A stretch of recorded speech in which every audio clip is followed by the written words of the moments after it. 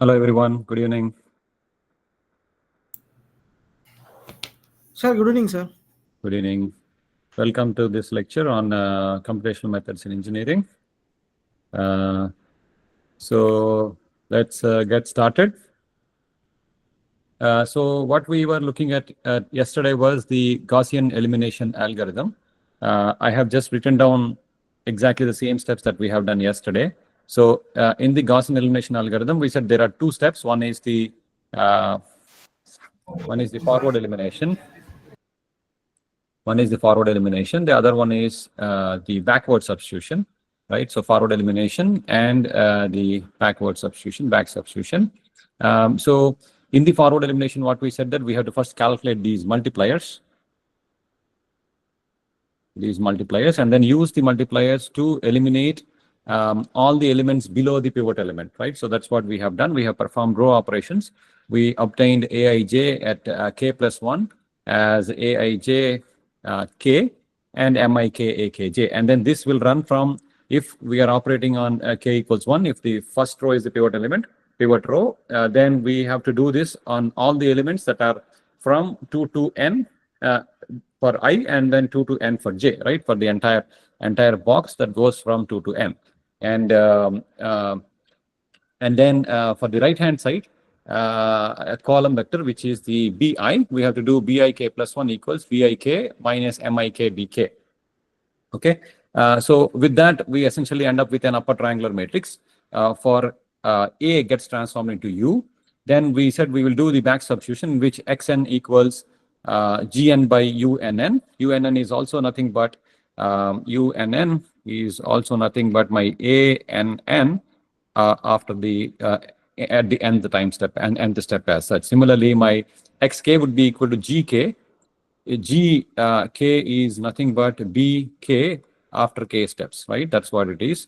Okay, and similarly gn would be equal to bn after n steps. Okay, we realize that bk would not get modified after the kth step, right, or from kth step onwards.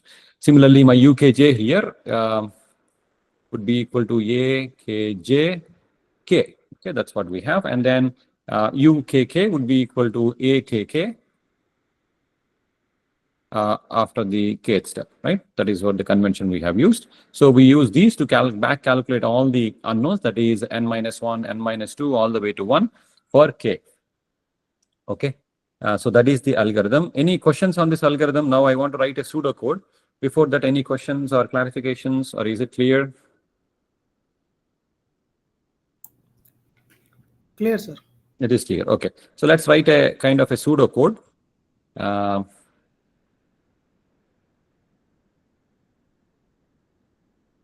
Pseudocode, let us say, so we have in the pseudocode, let me make use of some Fortran or Fortran base or something like that. So essentially, we'll write the forward elimination, or essentially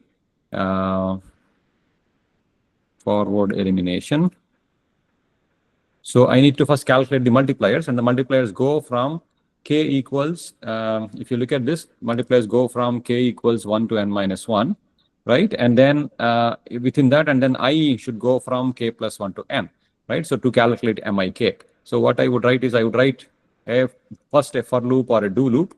Okay, so we say do k goes from 1 to n minus 1. Okay, it goes in steps of 1. Okay, so which is optional, so I'm not writing that. Otherwise, we could have written comma 1, which is basically the start point, end point, and the in steps of 1. Okay, that's what we're doing. And then I would also write do I goes from k plus 1 to n in steps of 1, right?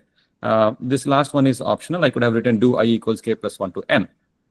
Okay, so I have now these two do loops, using which I can calculate what is mik. So m, let us say if I am already defining my arrays as two-dimensional matrices, then m would be a matrix which can hold the multipliers. So mik equals a of ik divided by a of kk, right? That's what we have written. So that is the multiplier, aik by akk. Then once I have the multiplier, so that means for k equals 1, that means for the first row as the pivot row and the first element as the pivot element, Now what I have done is I have calculated the multiplier for k equals 1. I have calculated multipliers for all I, right? I equals 2, 3, 4, 5, and so on, right? That's what I have done. Now I need to do that.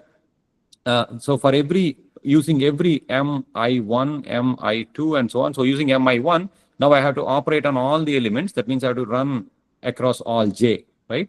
So what I should do is essentially have another loop inside this one. Once I calculate mik, I'll have another loop, do j equals k plus 1 to n, right? So using this multiplier, now I have to operate on a of ij, right, equals a of ij. That means it is already implicit in here. What is there on the right hand side is at the kth step, and what is there on the left hand side is going to be at the k plus 1 step. So this will get modified to k plus 1 value of a at k plus 1, and then minus I have mik, which I have just calculated here, right? And then multiply this with a of kj, right? So when I do this step, I have obtained aij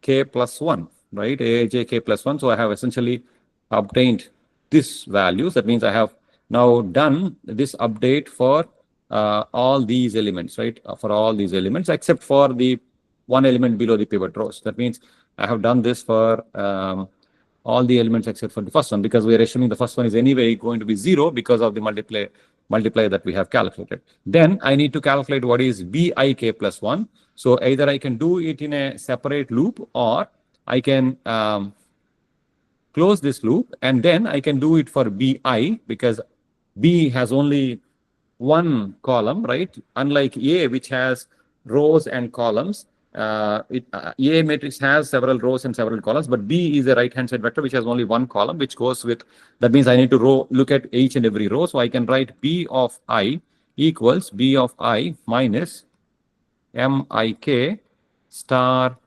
BK, okay? That's going to be within this do loop, which is at the same level as MIK. And then now I can close this for loop or do loop for this one. And then I can also close the outer do loop on the K. So this basically is my forward elimination, right? In which I have calculated the multipliers here. So I have calculated this is the calculation of multipliers. This is the modification of the A matrix. This is the modification of the right-hand side vector, okay? I could have written this separately, but then I choose not to, but then it can be done separately also, okay? If I wish to choose it separately, then I have to rewrite these do loops. I have to close them here, and then write again, do k equals 1 to n minus 1, do I equals k plus 1 to n, and then just have one line saying bi equals bi minus mik times bk, okay? That is all I have to do. So I have, let me call this first one is the calculation of multipliers. Second one is the update of the coefficients, and the third one is the modification of the right hand side, okay? And then let me write, now we are done with the forward elimination. Now I have to do the backward substitution. So let me write the backward substitution. So that is backward substitution. That is going to be, if you go back to the algorithm, what we have is xn equals gn by unn, and then we have xk, gk minus, we have to loop over all these elements and then divide by this is what is there. So that means I can calculate what is in the backward substitution. I can calculate what is xn equals my bn upon a of n comma n, right? That is the last element. When I divide with bn, I'm going to get, this is the only element surviving in the last row. Everything else is 0, right? And then I would need to loop over the elements, right? Now I have to calculate one by one. So for that, I need another loop. I need one loop for k. I need one loop for j, right? The k loop will calculate what is xn minus 1, xn minus 2, and so on to x1. And the j loop will be useful to sum these quantities, right? So I would write another k loops, that is basically do k equals, now k should go in the reverse order, right? It will start from n minus 1. It will go till 1 in steps of minus 1. So I have to keep decrementing n minus 1, n minus 2, all the way to 1. So I just gave decrement of minus 1 here. So you may have to be careful depending on the programming language you would use. Maybe this could be it may allow you to decrement like this, or you have to use, if you are using a C loop, a for loop or something in C, then you can always use I minus minus. Okay, so that is fine. Then I have this do k equals n minus 1 to 1 in steps of -1. Then I would need a j loop to j equals k plus 1 to n, right? That's what I have written here, because I want to sum over all these elements to calculate k plus 1 to n. I need to calculate this first, subtract this from here, and then divide with ukk. Okay, so what I'll do is essentially I'll say my x of k, or let me write the right hand side. Right hand side is b. So let me write my b. I'll keep subtracting. So b of k equals b of k minus a of k or jk, right? A of jk star. What do I have there? AKJ, XJ, UKJ, XJ, right? So this should be AKJ, not JK. This should be AKJ star XJ, okay? And do. Okay, so this is going to keep subtracting this component from BK, right? So essentially I'll end up with what is the right hand side with all the elements subtracted. Then whatever is the B value I have, I can calculate my x of k, which is xn minus 1 and so on, as b of k divided by a of kk, right? That's going to give me what is xn minus 1, xn minus 2, all the way to x1, right? So this is for the backward substitution, and the previous one is for the forward elimination. Let me call this as entire thing, what we have here, as step 4. Okay, so this is step 4. Okay, questions on this? Questions, clarifications, mistakes?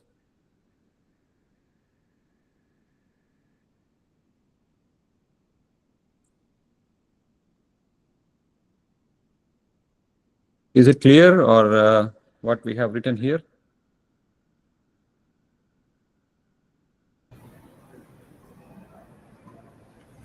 Or any mistakes? Yeah.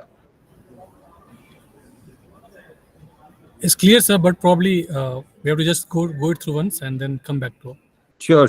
Yeah, I think probably you have to start with the algorithm we have written yesterday and then compare it, like how we are transforming that into loops, right? Essentially, we have in terms of mathematically written here, where what is the range for k, what is the range for ij, and then we have written them in terms of loops. Okay, that's all we have done. Sir, I have a small question. Sure, yeah. Is there any compiler in which maybe we can just run and try? I mean, on our own, of course, not at this space at this moment of time. No, definitely. This will be an assignment problem. So you will be coding all these things. Okay. Yeah. So one thing I noted is either, I mean, depending on your choice, you can either use, as I said, C or Fortran or Python, Yeah. or Octave. And it appears when I checked with Code Office, they said you can also access MATLAB if you don't have access from your, organization.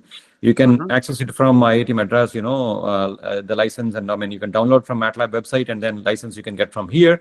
But only thing is that you would require a VPN to connect, so that it will keep checking the license, from time to time. So, Understood. So what I'll do is maybe I'll ask the Code Office later to send out an email to all of you, asking how many of you want to install MATLAB. So I can request for a VPN account to be created for all of you at once. Otherwise, the request will come one by one to me, and I have to approve. Then probably those who want to work in MATLAB can directly code this up, of course, by following the MATLAB syntax. Okay. Yeah. So that is the idea. Otherwise, you can also code it up in Fortran or C or in Python and so on, right? In which this algorithm will work, and then it will give you the intended answer. I think that will be one of the problems in the assignment that you will do. Yes, sir. Yep. Okay. Yeah. Thank you. Thank you. Okay. More questions before I ask questions.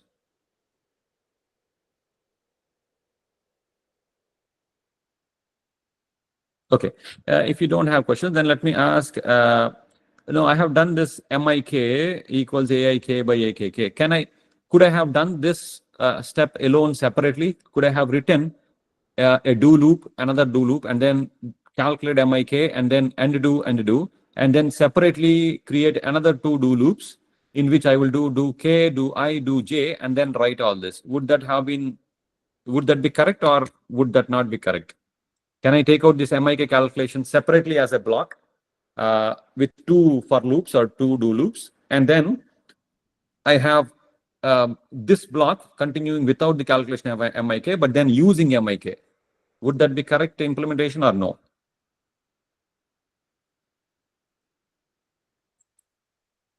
Is the question clear? So can I do this MIK calculation separately in 2 do loops? Let's say I would have written do K, do I, calculate MIK, and then do, and then again start another do loop, do K, do I, do J, in which I will only do the second step, that is calculation of this AIJ calculation alone. Would that give the same answer as this? Would that be allowed or would that not be allowed? Why?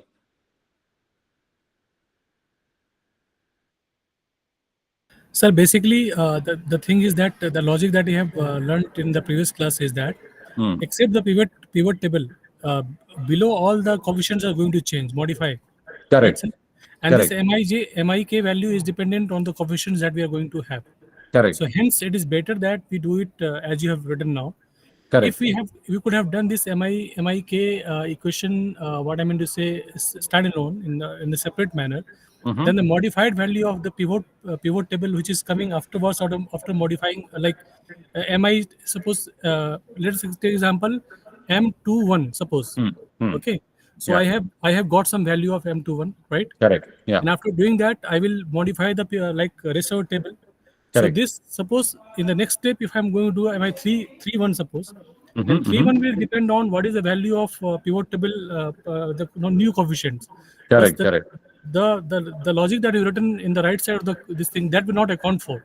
Correct. So hence, Correct. I would say this is the proper way for calculating it. in my Correct. opinion. You're right. You're right. Perfectly right. So essentially, MIK basically depends on AIK by AKK, and these values will get modified in the previous values of K, right? So as a result, you have to use the updated values before we can calculate the new MIK value. So as a result, this logic will not work. We have to only calculate them and then use them immediately, right? Only then this will work, because once I have modified AIJ here, it will be used later on in calculating MIKs here. Okay, so as a result, it should be like this. It cannot be separate. Okay, fine. That is good. Okay, now let us look at what is the operation count for Gaussian elimination. Let us look at what is the operation count. Okay, so when we say operation count, we are looking at how many multiplications, how many divisions, how many additions, how many subtractions are there. If I'm going to solve a problem that is AX equal to B, where A is an n by n matrix. So if we want to solve this problem, A times X equals B, where A is an n by n matrix, X is an n by n, n by 1 vector, and then B is an n by n vector. So how many operations do we have to do to calculate the vector X? Should I have to do only n operations or n square operations, n cube operations? How does it go as, right? Let's say n is 100. Should I do 100 square, 100 cube? How many operations do I have to do? How many additions, multiplications, and so on? So to do that, let me count for the step 1 we have done in the above algorithm. Let me count what are the total multiplications plus divisions for the step 1. Okay, I wrote m plus d, that stands for multiplications and division. So I'm going back here. So I am here. So for the step 1, I don't have any additions or subtractions. I have only multiplication or division. In fact, I have only division. So how many divisions I have to do for to calculate MIK for step 1? So if I take K as 1, this is going to be 2 to n. Right, let me erase these additional ones here. They may be confusing. Okay, so when I take K as 1, this goes from 2 to n. That means I have n minus 1 divisions I have to do here. When K goes to 2, this will be 3 to n. That means I have to do n minus 2 divisions and so on, right? Okay, and then when K becomes n minus 1, this will be n to n. That means it is 1. That means I have to do a sum of all these additions to calculate all MIK. That means I have a sum of n minus 1. Total multiplications or divisions is n minus 1 plus n minus 2 plus n minus 3 all the way to 1 is is the total number of divisions I have to do for calculating MIK. Is this clear, this part? So the outer loop will run from 1 to n minus 1. The inner loop will run from I equals k plus 1 to n. So when k equals 1, we are going from 2 to n. 2 to n is, if you count, that is n minus 1 number of times this loop will be executed for each k, for k equals 1. So it means n minus 1 divisions will be done. Then when k equals 2, we are going from 3 to n, which is n minus 2 times. So we are doing n minus 2 divisions, and so on. When k equals n minus 1, this will be n minus 1 plus 1. This is n to n, that is just 1.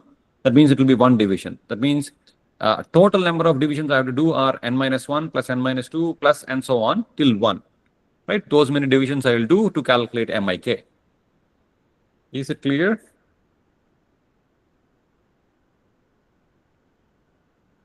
Is it clear, or do I need to explain again? Okay, I'll keep it here and you can let me know.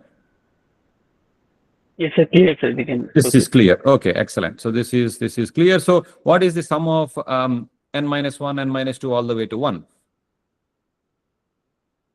We know that sum of m terms is m into m plus 1 by 2, right? Sum to m terms is basically m into m plus 1 by 2. So if my m is n minus 1, this is going to be n minus 1 times n minus 1 plus 1. So this is going to be n times n minus 1 by 2, right? Those many divisions I have to do for calculating multipliers. Okay, so I'm substituting m equals n minus 1. So that's going to be n minus 1 here, and this is going to be n times n minus 1 by 2. Fine. So now how many additions or subtractions I have to do to calculate this? 0, because there are no additions or subtractions in calculating multipliers. It's only just divisions. Okay. Now what about this second thing, that is basically updating the coefficient elements? So how many multiplications or divisions I have to do, and then I'll come to the additions or subtractions. So I see that here we have multiplication, we don't have any divisions, we have a subtraction also. So but I am right now want to count how many divisions or multiplications. So what I have here is that, okay, so what I have here is that we have a k loop that is outer, then you have an I loop, and then you have a j loop. Okay, and then for each k, this is going to run from, let us say k equals 1, this is going to run from n minus 1 times. And this also is going to run from n minus 1 times, right? So n minus 1 times n minus 1 times. So those many times is this multiplication done. So that means we are going to run this n minus 1 square multiplications for k equals 1. And then for k equals 2, this is going to run for n minus 2. This is going to run for n minus 2 times. So total it is n minus 2 times n minus 2. So we are going to run n minus 2 square and so on till k equals n minus 1. N minus 1 would be n to n, that is 1 time. This is 1 time, 1 square, right? This is the total number of multiplications that has to be done in updating the coefficient matrix A. Okay, so instead of a sum, we have sum of the squares, right? That is n minus 1 square, n minus 2 square, and so on. So that is total number of multiplications and divisions is n minus 1 square plus n minus 2 square plus n minus 3 square all the way to 1 square, right? We know that the sum to m terms is m into m plus 1 into 2m plus 1 divided by 6, right?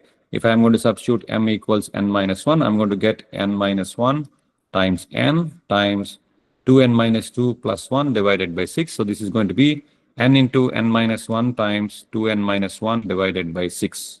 Okay, that's what we're going to get. And then total additions and subtractions are going to be exactly the same, because we have only one subtraction, and this is going to run again for n minus 1 square plus n minus 2 square and so on till 1 square. Okay, so this is going to run for exactly the same number of times. So this is also going to be n times n minus 1 times 2n minus 1 by 6. Okay, so that is the total additions and subtractions, which comes out to be exactly the same as multiplications and divisions for calculating the coefficients. Now let us look at the other thing, that is 3, which is the right hand side. The right hand side vector b vector needs to be also updated. So when it comes to the b vector, what we have is we have only one loop, because we have exited this j loop. So we have only do I loop and k loop. We have two loops, sorry. So this again for k equals 1, this will be run for n minus 1 times, right? And k equals n minus 1, this will be run for 1 time. You have one multiplication and one subtraction. So if you look at the multiplications and divisions, again, this will be run for just like the multipliers. This is also going to run for n minus 1 plus n minus 2 plus all the way to 1, right? That is what we have here. Yeah, because we are in the k and the I loop, not in the j loop. J loop has ended here. Okay, so this is going to exactly again run for every k, it is going to run so many times. So step 3, total number of multiplications and divisions is again same as what we have here. That's going to be n into n minus 1 by 2. Okay, and the total number of additions and subtractions is also going to be n into n minus 1 by 2, because that is exactly the same. We have one subtraction and one multiplication. Okay, so this is going to be the same. Now let us look at the back substitution. So let us write for the 4th step, back substitution, how many multiplications and divisions are there.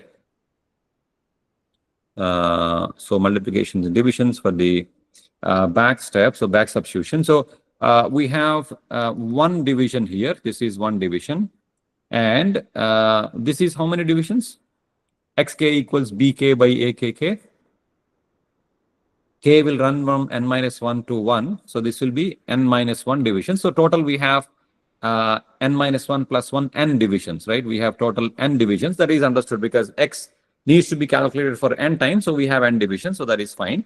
But what about calculation of this, right? This is again here multiplications are for k equals n minus 1. This goes from 1 time, right? This goes 1 time. K equals 1. This goes 2 to n times. So this is going to be 1 plus 2 all the way to n minus 1, right? When k equals 1, this will be 2 to n, that is n minus 1. So we have n minus 1, n minus 2 all the way to 1. So that is going to be n minus 1 times n by 2, right? Plus I have n, which is sum of this and this, right? So total I have one division here, and then, one division here, and one division here, you have n divisions here, and here you have n into n minus 1 by 2 divisions. So total it will be, this will be n minus 1. So total it will be 1 plus n into n minus 1 by 2 plus n minus 1. Okay. So total multiplications and divisions is 1 plus n minus 1 plus n into n minus 1 by 2. So that is going to be n plus n into n minus 1 by 2. That is going to be n square by 2 minus n by 2 plus n. So plus n by 2, right? This is n minus n by 2 comes from here. So that's going to make it as n square plus n by 2, right? That's what we have. And then how many total additions and subtractions? Total additions and subtractions are also going to be slightly lesser, because you don't have additions and subtractions on the first and the last. You only have it here. So additions and subtractions are still going to same as n into n minus 1 by 2, right? That is the total count that we have. Okay.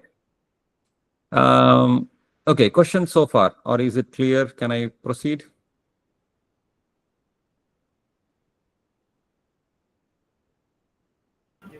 Sir, why are we differentiating between these two? Means multiplication, division versus addition, subtraction. Why are we sorry? Differentiating between number of operations. Right. Sure. No, I just want to get an estimate for how many additions and subtractions are there, and then how many multiplications are there. The thing is, as we will calculate, we will notice that typically, the number of multiplications will come out to be about the same as number of, or multiplications per divisions together, it will come out to be same as additions and subtractions. So it will pretty much be in the similar order. Now, the reason why I am distinguishing them is that additions and subtractions are much quicker operation when it comes to calculating on a computer, and multiplication and division is a much more complicated or a time-consuming task compared to addition and subtraction. So, so we are better off always calculating multiplications and divisions rather than addition and subtractions. Okay, so that is what we want to distinguish. But we also know that most of the times addition and subtraction are much faster, but they will also be, the number of operations will be about the same as multiplications and divisions. Okay, because I want to count all the floating point operations, whether you're adding, multiplying, dividing, or subtracting. Okay, that is the reason I'm trying to calculate all this. Okay, sir. Thank you. Okay. So fine. Yeah, So let but me, yeah, go ahead. that's one doubt. So I Yeah. just want to understand, like the end result that we want to understand is like how much memory and what capacity of the Computer we need. machine we need. Yes. Yes. Correct. So I want to know whether, let us say, if we have a 10 by 10 matrix, how many calculations I have to do in terms of that 10 by 10 matrix, right? Yes, sir. Yes. So we want to Yes. establish an operation count. Let us say if I have an n by n matrix, I have to do n square operations or n cube operations and so on. That is the reason. That is what I want to know. Eventually. Understood. Yeah, and that is where I'm getting actually. That is where I'm getting. Yes. Thank you, sir. Thank you. So not only for this Gaussian elimination, if you are given any other algorithm in your, let's say, in your assignments or anywhere in your work or something, when an algorithm is given to you, you should know what is the time complexity. How many operations does this algorithm take to calculate? Then if you know how much time will it take to do one operation, then you'll be able to say, okay, I can solve this problem approximately in so much time, right? Because if you talk about computers, they go as, let's say, megaflops, petaflops, teraflops, and so on. They will do so many floating point operations. Let us say if you have a megaflop computer, then it's going to do only 10 power 6 operations per second, right? That means it's going to do 10 power 6, 1 million divisions or multiplications in 1 second. Similarly, if you have, let us say, a petaflop machine, it's going to do 10 power 12 maybe operations per second. Like similarly, if you have a teraflop machine, it's going to do some 10 power 12 or 15 operations per second. So then you will be able to say, okay, I'll be able to solve this problem of this size in so much time. Let us say in 1 day or in 10 days or in 1 week, something like that. Okay, but we should know what is the complexity of algorithm before we actually run it. Otherwise, there is no way you can figure out how long it's going to take. Okay. Yes, sir. Thank you. Yeah. Thank you. So total multiplications and divisions. Yeah. Any other questions? Anybody? Please feel free to interrupt me.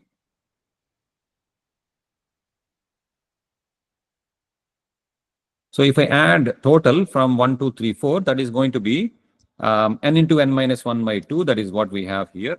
N into n minus 1 by 2 plus I have here, this is n into n minus 1 into 2n minus 1.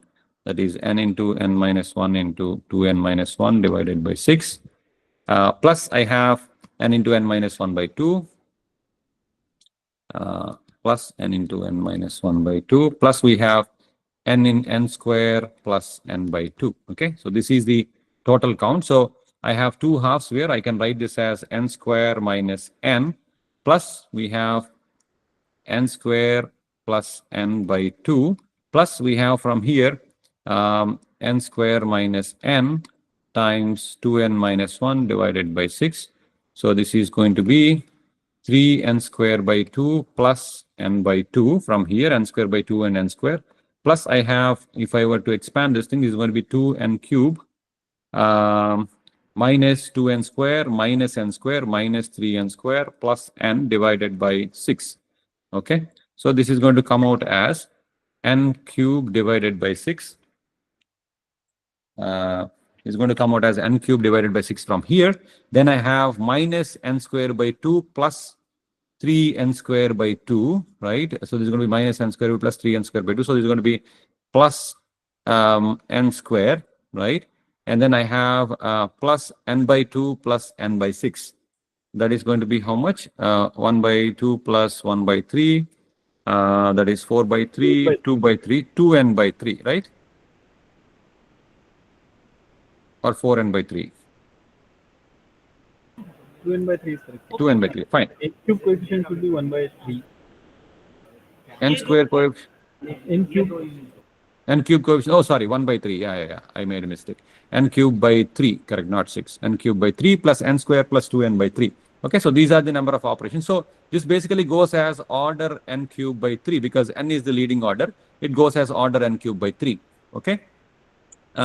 Now I'm not going to do the total, how much it takes for the total additions and subtractions, but you can calculate these things. Okay, you can calculate and complete this. You will also see that it will be slightly different because the way it is different is you have here n into n minus 1 by 2, And although it is matching for others, there is also, it is not there. So it is going to be off by n into n minus 1 by 2 lesser here. And for the 4, it is also different. Okay, so you're going to see a slightly different thing, but you'll see that that also comes as leading order as order n cubed by 3. Okay, that means if I have a problem of size n that I want to solve, so it's going to take n cubed by 3 operations to calculate n cubed by 3 multiplications to calculate x, right? That's what it means. So the complexity, the operation count for Gaussian elimination is order n cubed by 3. Okay. All right. Now let me before going forward, let me also kind of slightly talk about these two steps. So we know that step 2 is for the calculation of coefficients, right? This is for the calculation of coefficients, right? We said 2 is coefficient calculation, 3 is the right hand side, and 4 is the calculation of the unknown vector x. So 3 was taking n into n minus 1 by 2, right? Steps. So let's keep this in mind.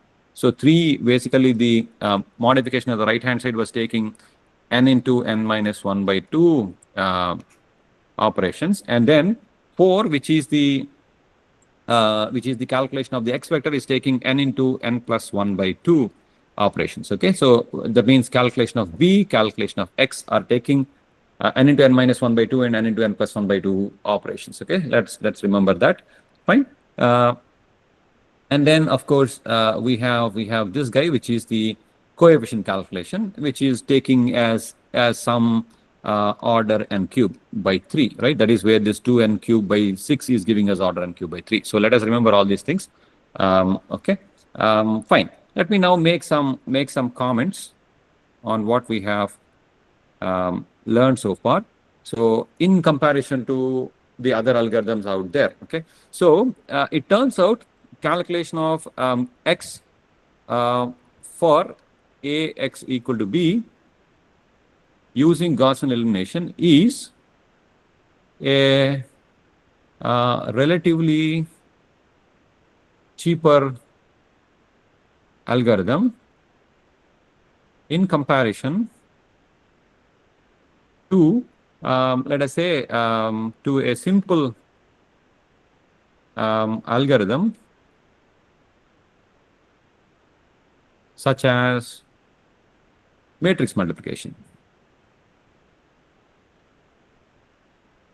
That means if I am given two matrices, let us say A and B, which are of n by n and n by n, this is going to take more operations than actually solving for Ax equal to B, where A is n by n, x is n by 1, B is n by 1. So we know that this is going to take order n cubed by 3, whereas simple matrix multiplication of two matrices, two square matrices, how many operations is it going to take? Any guesses from anybody? N by m?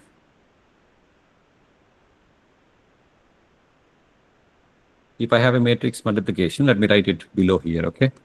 Control S, okay. So if I have two matrices, this is one matrix followed by another matrix. So we have n by n and n by n to calculate. So how many operations do we have to do to calculate the C matrix? Let's say we have A, B, C. How many? Order n? N square, n cube, n to the power 4? N square. N square, order n square. Okay, it's going to take order n square. Let us see if that is correct. So I have n elements here, and then I have n column elements here. So I have to multiply 1, 2, 3, all these values with all these values. So this is going to give me one value here, right? To get one value, I have to multiply n multiplications, right? I have to multiply n multiplications to get one value. But then I have to do this for so many elements. I have to do it for n square elements. So total, it's going to take order n cube operations. Yes. Right? It's going to take order n cube operations. Sorry. Which is 3 times more expensive than calculating Ax equal to B, right? So matrix multiplication is going to consume order n cube operations. Don't worry. And If they are thinking this also gives us a time. No? So, Roshan Kumar, can you please mute your mic? I'm extremely sorry, sir. Yeah, no problem, no problem. Okay, so matrix multiplication is going to take order n cube operations, whereas Gaussian elimination is only taking order n cube by 3 operations. Okay, I think that is what we want to know. Is it clear? Anybody questions so far? Questions on this?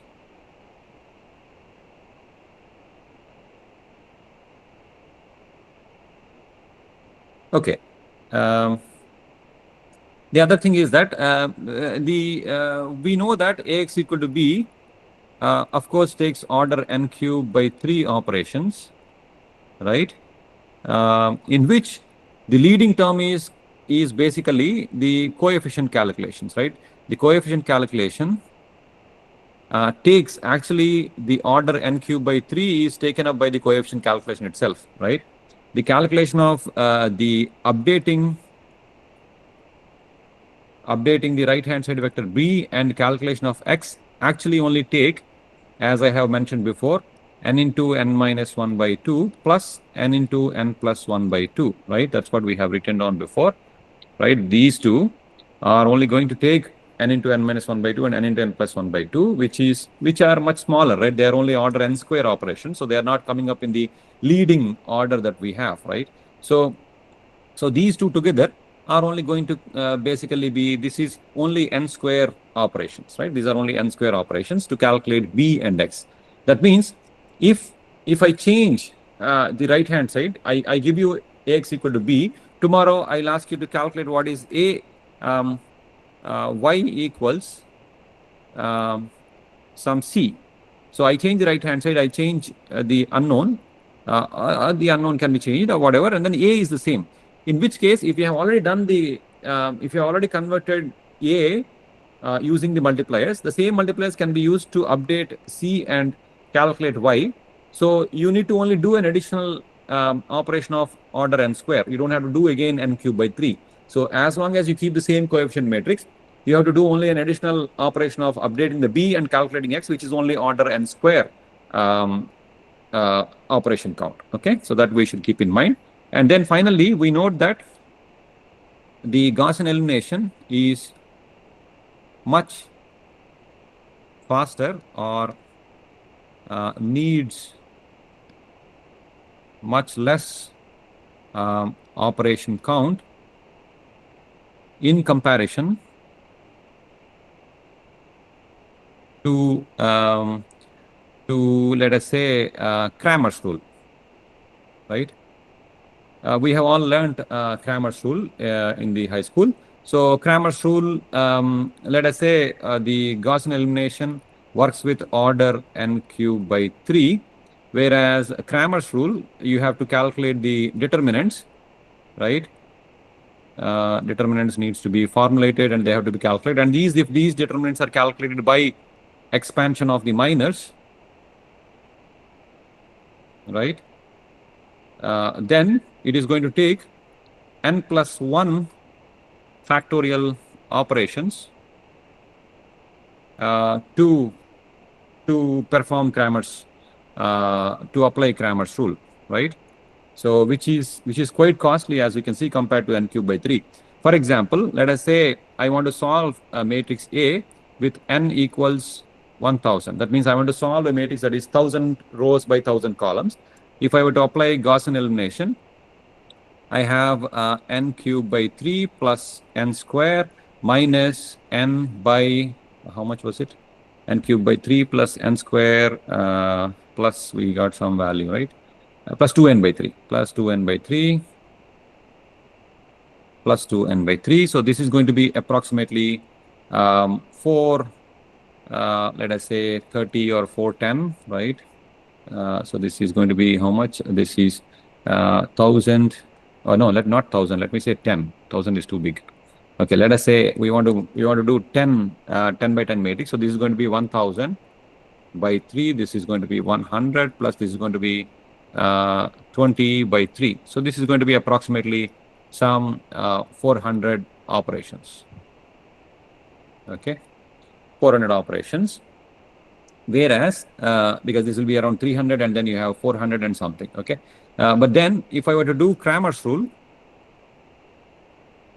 that is 11 factorial, right? Because this is n plus 1 factorial. That is equal to about 39 million, right? Which is much more expensive than this Gaussian elimination. So the what I kind of try to tell you here is that Cramer's rule is only a can be used only as a theoretical mathematical tool. Okay, but it should not be used in computations for large matrices.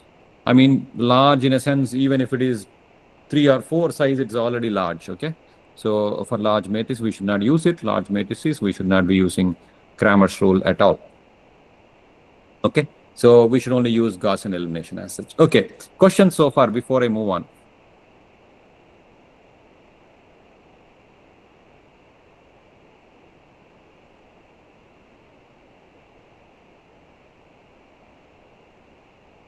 No questions. Okay.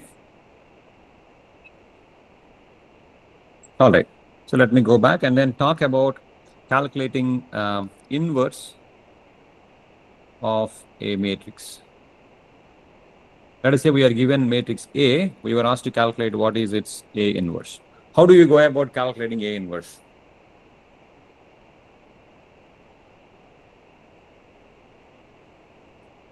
If it is a small matrix, then I think you know you have adjoint A by that A and then calculate it, right? You form an adjoint matrix and then you calculate the determinant and then calculate what is the A inverse. But then if you have a very big matrix, then how do you go about calculating inverse? You can cleverly use the same Gaussian elimination algorithm that we have developed to calculate A inverse. How do we do that? We said if you want to calculate AX equal to B for a given right hand side, when A multiplies with X, you can calculate what is X for a given right hand side. Now, if this right hand side happens to be, let us say instead of having X vector here, I have a matrix capital X, and on the right hand side, I have instead of one right hand side vector, I have identity matrix. Then my X is going to be A inverse, right? Because A times A inverse is going to be I. But then, however, my capital X is now a matrix which consists of several column vectors. So it is several column vectors, that is X1, X2 all the way to Xn, where each of X1 is a vector, right? So X1 is itself a vector of unknowns, right? This is going to be again X1, X2 all the way to Xn or something, and then X2 itself is another vector and so on. So that is the unknowns I want to calculate, and my I matrix is going to be 1, 0, 0, 0 all the way to 0, 0, 1, 0, 0, 0, 0, 0, 1, 0, 0, 0, and so on, 0, 0, all zeros and 1, right? That means this is identity matrix is nothing but again set of unit vectors that are, if I were to call it E1, E2 all the way to En, right? These are several unit vectors where E1 is the first row is 1, everything else is 0. E2 would be second row would be 1, everything else is 0 and so on. That means if I were to operate my AX equal to I, or if I want to calculate my AX equal to B with, for each of these right hand side E1, I can operate my Gaussian elimination as AX1 equals E1 and then AX2 equals E2 and so on until I go to AXN equals En, right? That is going to give me column vectors X1, X2, Xn, which when I put them together, that is going to give me X, which is equal to A inverse, right? That means I just have to perform Gaussian elimination n times for each of these column vectors so that I can calculate A inverse, right? That can be done. So if I do this, what do we expect the operation count to be? If I do this, we know that the calculation of the matrix A or the update of the coefficients, we know that that is going to take order n cubed by 3 operations.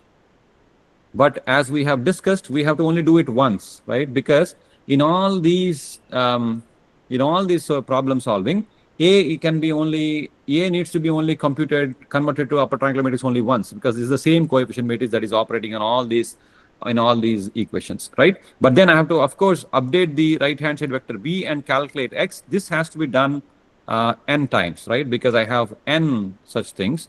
So as a result, but then we know that for updating b and x, it takes n into n minus 1 by 2 plus n into n plus 1 by 2 operations, right? And we need to do this n times for each of the column vectors. So that is going to give me, this is n square by 2, this is n square by 2, minus n by 2 plus n by 2 gets cancelled. So I have n square by 2 plus n square by 2 gives me n square. So this is total n square times n, that is n cube, right? So that means my total operation count for calculating A inverse is going to be order n cube by 3 plus n cube. That is nothing but order 4n cube by 3, okay? That means calculating inverse, A inverse, is only 4 times more costlier than Gaussian elimination, which is order n cube by 3, okay? So this is only 4 times, and it is not n times. This is not n times, like one would first imagine, right? Because we know that of course, there is an n factor, but then that n times factor is gone into only the calculating the right hand side and the updating the calculating the x values in the back substitution. As a result, that together comes out to be n cube, which is going to be only order 4n cube by 3, okay? But it is not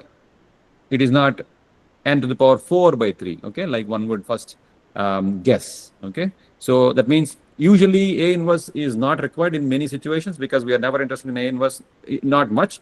In any of the simulation software you take, we are pretty much interested in calculating what is x rather than calculating what is A inverse. But if at all we have to calculate A inverse, then we can make use of the same Gaussian elimination algorithm that we have developed, and then call it n times for different right hand side and calculate the x vectors, and that's going to give you the A inverse finally, okay? All right, any questions so far?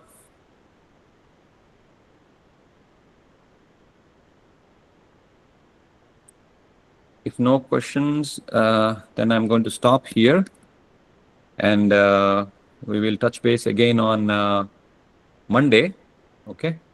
So Monday, I think we can meet at 4 o'clock. I'm trying to move my class from 3 to 4 to 2 to 3, the existing class here on campus, or 2 to 3, so that I can teach this class at 4 o'clock. I will inform you through email, through Code Office. For Monday, we'll be meeting at 4 p.m. just like Tuesday and Thursday, okay? Sorry, Tuesday and Wednesday. So Monday class from now on will be from 4 to 4:50, just like the classes on Tuesday and Wednesday, okay? In case of any change, I'll email you, but otherwise we'll meet at 4 o'clock on Monday. All right. Thank you, guys. I'll upload these things for you so that you can listen to them and look at them. Yeah. Thank you, sir. Thank you very much, sir. Thank you. Thank you, sir. Thank you, sir. Thank you, sir. Thank you, guys. See you on Monday. Thank you, sir. Thank you. Thank you, sir. Thank you.